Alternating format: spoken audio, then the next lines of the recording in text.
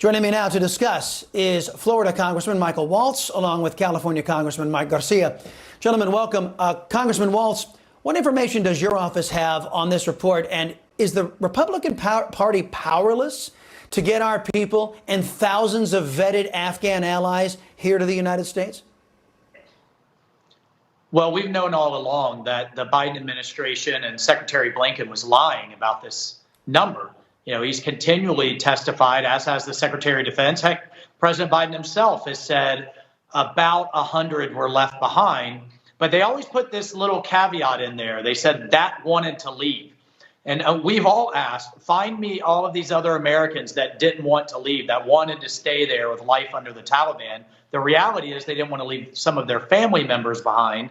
They weren't allowed to bring them, but that doesn't mean you then get to quantify them as not wanting to leave. So we've known this was a lie. We knew this was spin and that the administration just wanted to turn the page. But thank God for the veterans organizations, these grassroots groups that haven't given up, our congressional offices that haven't given up. I just spoke to one of these groups this morning. They just flew out their 8th plane full of Americans, green card holders, LPRs, and Afghans that stood and fought with us, all heavily vetted. I want to be clear, but they're doing the job at their own expense. Many of them have left their jobs, exhausted their savings, and are stepping up to do what the State Department and this administration have totally and completely failed to do. They left Americans behind, and they let terrorists dictate the terms. Yeah, you know, Congressman Garcia, I want to expand on that because you have a sitting administration, left-wing socialist Democrats, and their policies that resulted in leaving nearly 400 of our people behind, not to mention the thousands of vetted Afghan allies that they left behind. In the meantime, it seems like they brought every Tom, Dick, and Harry they could find just wandering around Kabul airport on these transport planes to say it was the largest airlift in U.S. history. But I mean, back to the central point here.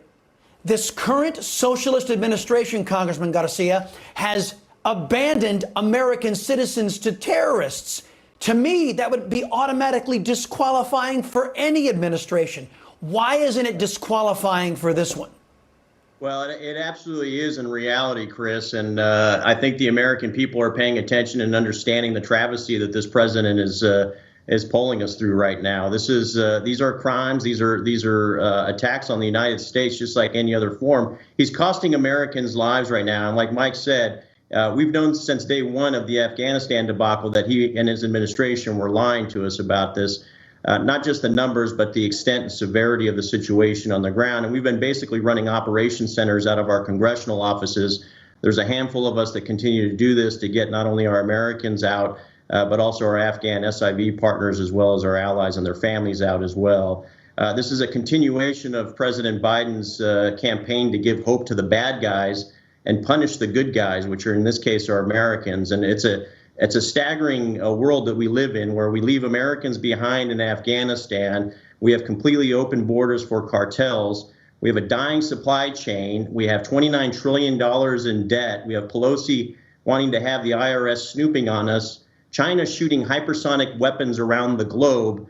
And now we learn that Fauci is actually testing some of the stuff that he's pushing on beagles. He's like Cruella de Fauci in what he's doing. And our president, meanwhile, is out there riding his bikes, eating ice cream and not spending time in the White House and doing his job. This is literally giving hope to the bad guys instead of taking care of us. Yeah, I really hope the Republican Party gets it through their head that this is not JFK's Democrat Party. These people are socialists, and they have no American values, in my humble opinion. Congressman Waltz, I want to pick up on what Congressman Garcia just said.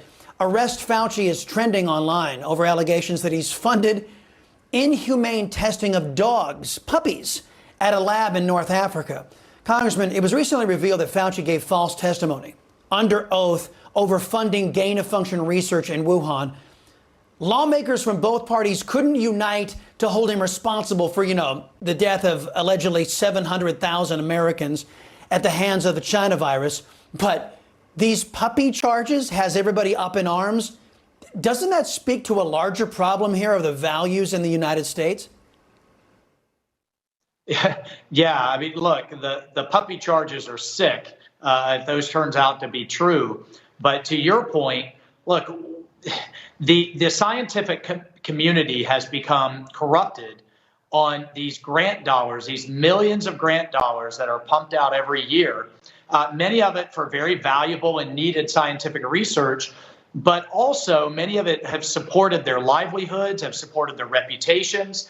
And that's why you saw Fauci's buddies in the EcoHealth Alliance, Danzig and others, immediately, as soon as this virus even showed its ugly head back in last February, start issuing letters saying it was a conspiracy theory to say anything but natural origin. And then what? You had your buddies in tech, their buddies in tech, then declare it a conspiracy theory and ban it on Facebook. Well, we know now that was all wrong. But here's the other thing. The left has no desire to get to the bottom of it.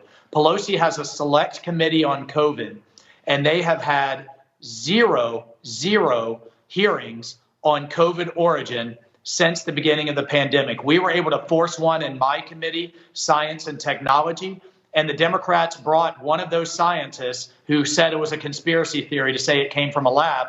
And it turns out he was getting millions in these grants to support his livelihood and support his reputation. The whole thing is corrupt, and we won't be able to take it apart until we get back in power.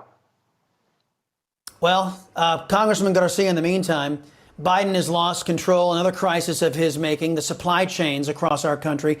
Backlog of cargo ships at ports, in particular out there on the West Coast in California.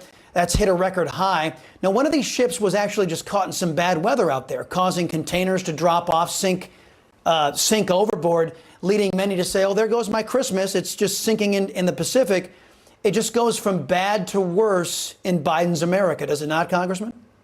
Yeah, absolutely. And this force majeure with the weather situation is a small element of what's going on. What we're seeing in the ports of Los Angeles and Long Beach in California is absolutely devastating to our supply chain. A complete dependence on China to begin with, but now an incompetence at a whole new level in getting product moving through our ports. But this shouldn't come to us as a surprise, Chris. If you recall, on his inauguration day, Biden said that he's using California as a blueprint for his policies. This is domestic economic tax policies.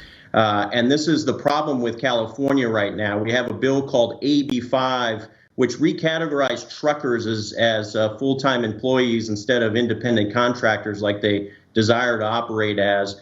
And this is why we have such a tremendous shortage of now truckers in California. And it's a continuation of his deception. While he says that the ports are going to be open 24/7, the reality is that a lot of these workers are not back yet. And even as we get the cargo off the ships, they have nowhere to go because of the lack of truckers and the folks who are willing to actually ship this stuff. So this is going to affect the holidays. This is going to continue to devastate small businesses and large businesses alike now, just like it has over the last year and a half. We've got to get back to business as usual. COVID is still something that we need to be paying attention to. We need to hold China accountable for it, especially economically. But we've got to get the lights turned back on, start getting our supply chain back online. And this is a stark reminder of why we need to not be dependent on China as our sole source provider globally, frankly. Well, gentlemen, the good news is our government is focused on critical race theory and proper pronouns and all the stuff it shouldn't be focused on while it's allowing its actual job to go by the wayside. That's what happens when you elect socialist. Congressman Mike Garcia and Congressman Michael Waltz. Gentlemen, thank you very much. Appreciate the time.